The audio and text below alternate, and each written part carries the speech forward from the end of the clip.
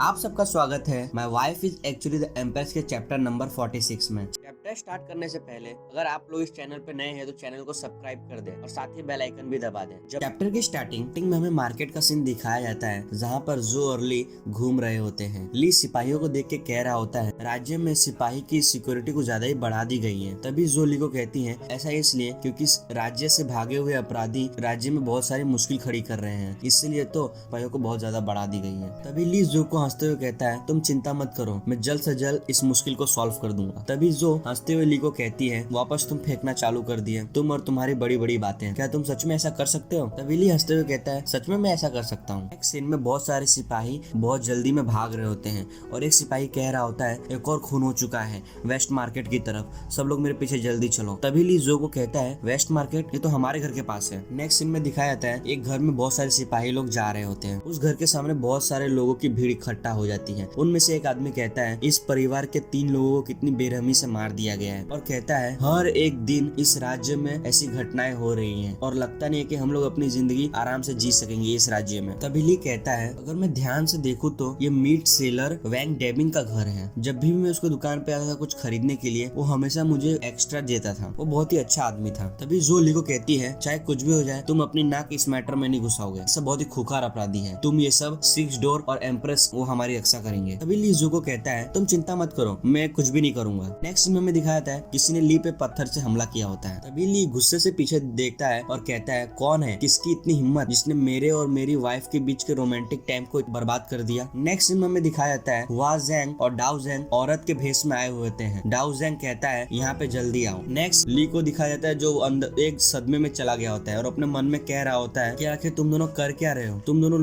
औरत के कपड़े क्यों पहने हुए हैं, क्या तुम्हें उन सब चीजों की शौक है? तभी डाउ ज़ैंग ली को कहता है, हम लोग ने पूरे दिन तुम्हें ढूंढने में लगा दिए, लेकिन आखिरकार हम लोगों ने तुम्हें ढूंढ ही लिया। तभी ली उन दोनों से पूछता है, आखिर तुम दोनों वहाँ से भाग के क्यों आए? तभी डाउ ज़ैंग ली को कहता है, हम लोग जिस मंदिर में छुपे हुए थे वो सिपाहियों को मालूम चल गया, इसलिए हुआंग फैमिली ने हम सबको अलग अलग कर दिया। उसका मकसद है रिक हॉविक तक पहुँचना, तो हम लोग ने इस मौके का फायदा उठा के आपको ढूंढने में लगाया और आपको हम लोग ढूंढ रहे थे। अभी डाउ ज़ैंग ली को बहुत अजीब तरीके से पूछता है, क्या आपके और नई महारानी के बीच में कुछ चल रहा है? क्योंकि जहाँ पे हम लोग छुपे हुए थे हर बार सिपाही वहाँ पे आ जाते थे, ऐसा लगता है कि उन लोगों को पहले से किसी ने बता दिया है। तभी ली कहता है, क्या मजाक कर रहे हो, तुम्हें ऐसा लगता है कि मैं उस तरीके का आदमी हूँ जो नई महारानी के साथ में हाथ मिलाऊंगा? और कहता है, दूसरी तरफ क्या नई महारानी मेरी बीवी से ज्यादा सुंदर है? तुम ये सब बहुत ही बकवास कर रहे हो, अगर तुम मुझे मरने तक पीटोगे तो भी मैं नई महारानी के साथ बिल्कुल हाथ नहीं मिलाऊंगा। तभी डाउ ज़ैंग ली को कहता है, ये सारे अपराधी पूरे राज्य में फैल गए हैं और चारों तरफ से मुसीबत खड़ी कर रहे हैं और मुझे नहीं लगता कि इंपीरियल कोर्ट ये सब संभाल पाएगा। तभी ली कहता है, लगता है मुझे उन लोग को एक सबक सिखाना पड़ेगा, मेरे पास एक तरकीब है वो एक साथ पकड़ने की, लेकिन मुझे तुम दोनों की मदद चाहिए। तभी डाउ ज़ैंग और हुआ ज़ैंग कहता है, एक तरकीब, क्या है वो? नेक्स्ट सीन में हमें 3 लोग को दिखाया जाता है जो सिपाहियों को बहुत बुरी तरीके से मारे हुए होते हैं। तभी उनमें से एक आदमी कहता है कि 6 डोर के सिपाही तो बहुत ही कमजोर निकले, जब तक कि चेन्नई इधर नहीं है तो हमें किसी से डरने की जरूरत नहीं, अगर ये लोग इतने काबिल होते ना तो मुझे विद्रोही सेना के लीडर के साथ लड़ने का भी मौका मिलता। और कहता है, अब हमें दूसरी जगह पे जाना चाहिए। तभी नेक्स्ट सीन में दिखाया जाता है, उस आदमी के पीछे बहुत सारे लोग आ जाते हैं और वो कहता है, कौन है मेरे पीछे? उनमें से एक और आदमी कहता है, इतनी खतरनाक पावर, ये मत कहो कि चेन्नई इधर आ चुका है, कहीं ऐसा तो नहीं मैंने अपनी पावर से एक राक्षस को बुलाया हो इधर? और पहला आदमी कहता है कि क्या बकवास कर रहे हो, चुपचाप इधर खड़े रहो, ये मनहूस बातें मत करो।